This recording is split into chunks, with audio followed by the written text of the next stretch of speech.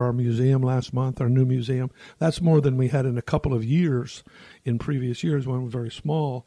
And in that potential, I mean, I have no way to measure this, but far more than 3/4 of them were not veterans.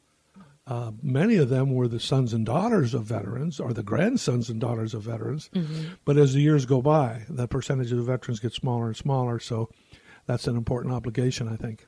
I also think that the museum was created to also bring awareness. Yes, of indeed. What veterans have been through. And it's amazing when you look at the pictures from Civil War, World War I, Korean War, Vietnam, and you see the same equipment that was used in those conflicts. I'm very proud. We have a museum curator, Becky Zingarelli, who actually has a master's degree in museum and computer technology related to documenting what a museum has. She's been very stringent. On our first floor, there is nothing there that wasn't actually in that part of history that we display it. The first piece we have was built in, was manufactured, well, that's probably a bad word, put together by a few people in Britain in 1706. It's a blunderbuss pistol used by British officers to repel boarders. It ended up in the American side and probably killed a few British guys. Mm-hmm. But that's our oldest piece. And then we have a piece I'm very, very proud of a complete uniform of a soldier that would have gone to Afghanistan a year ago. They're all, as you know, there are changes every year, but that thing is up to date, and we've had current reservists come in who've been deployed and say, that's what I just went with. So we want people to understand the whole range of history. That's on our first floor, where we really, I want to put a plug in for, we have 20% of everything we have in our new museum has been donated since we opened, because once people see what that museum is and how many people can learn about the military, they want their special treasure to be in there. For example, we have the side window of a Humvee, the actual Humvee that was attacked in Mogadishu, Somalia during the action of Black Hawk Down with Danny McKnight, who's a terrific retired colonel who lives in the area. He donated that. He said, my guys wanted me to keep it, but I said, no, it's better than the museum. So we're very proud of that piece and many others that we've received from them all over. Captain Ed Lanny, who is 90-some years old, was in the Merchant Marines during World War II and all the other things.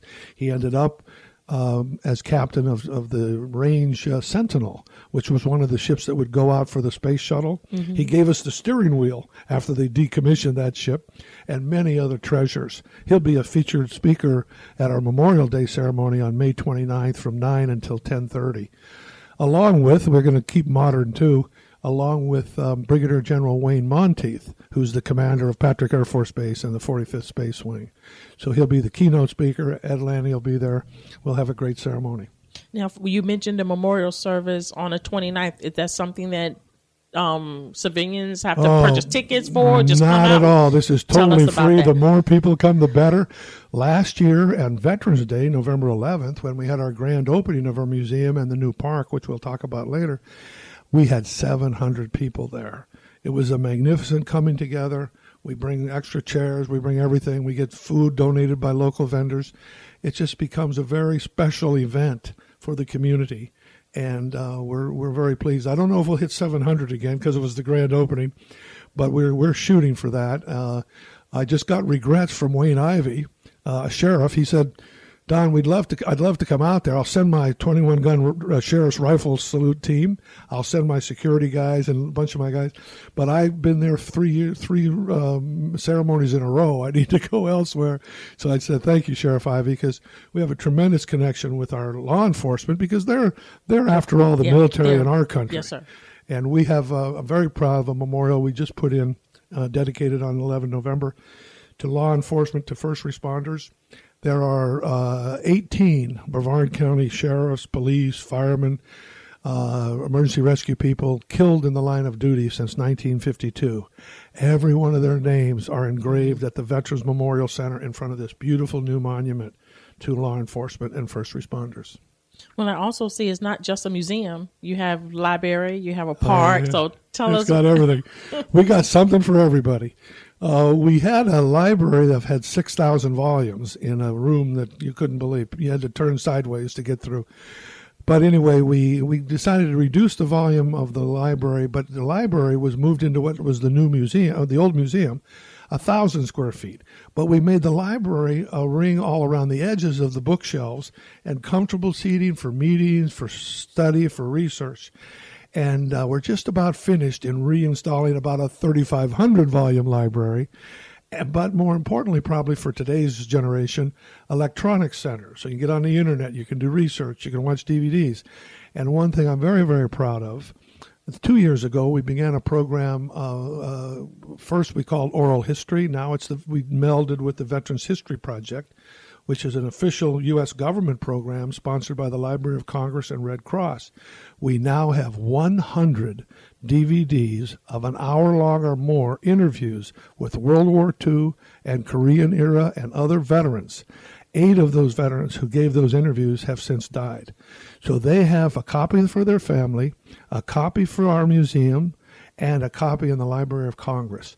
We cannot let our military history and the sacrifice of so many go the way of history. Yes, sir. Yes, sir. I believe that. That because it just reminded me of my dad. He was in World War I and II. Yeah. And those were some challenging times back then. Very much so. You have to.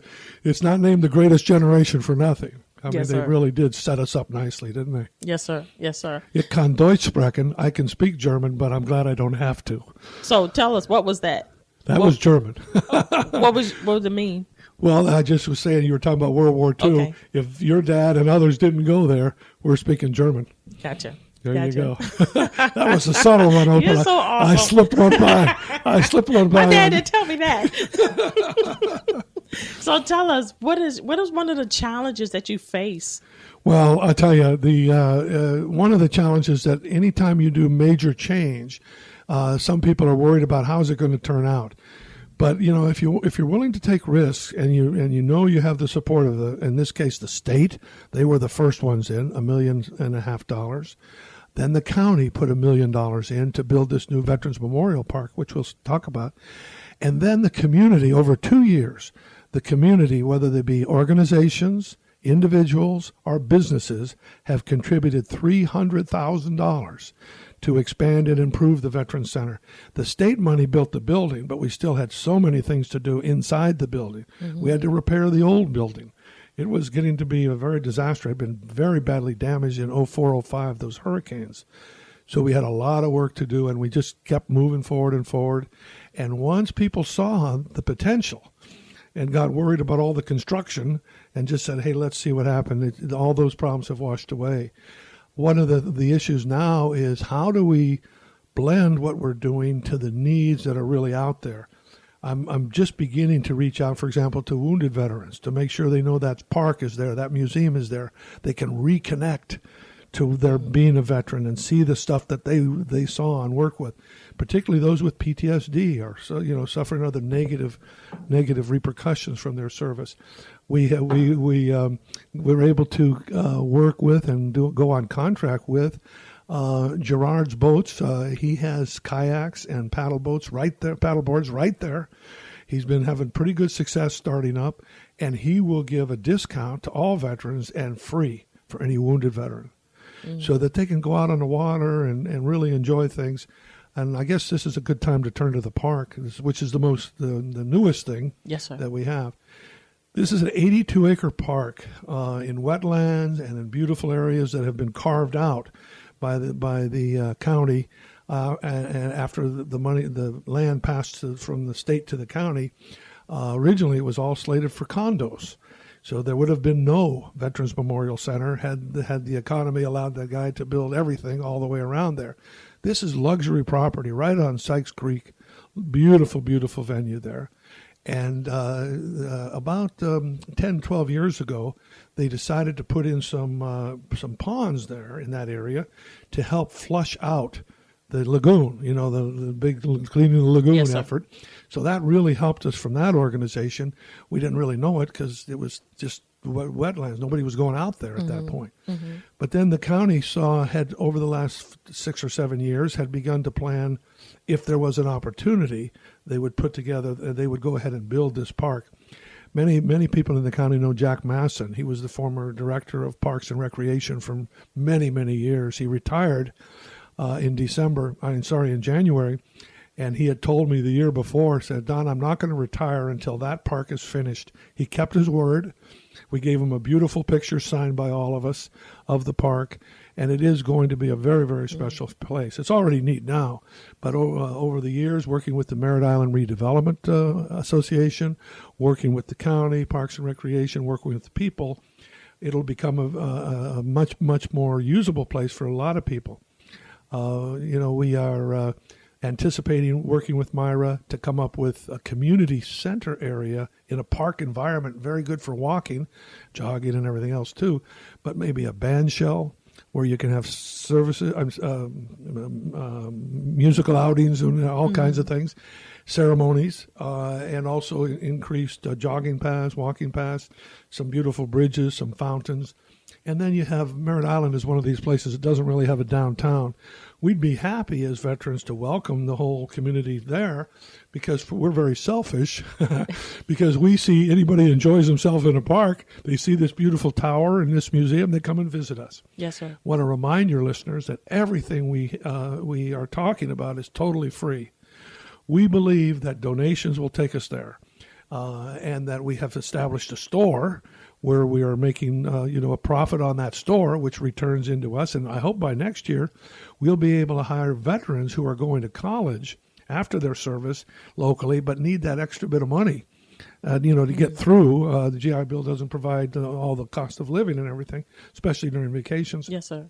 So that store was one of our main efforts to get our funding from Florida because, the governor is very big on employment and increasing jobs for Florida, for Floridians or people living here.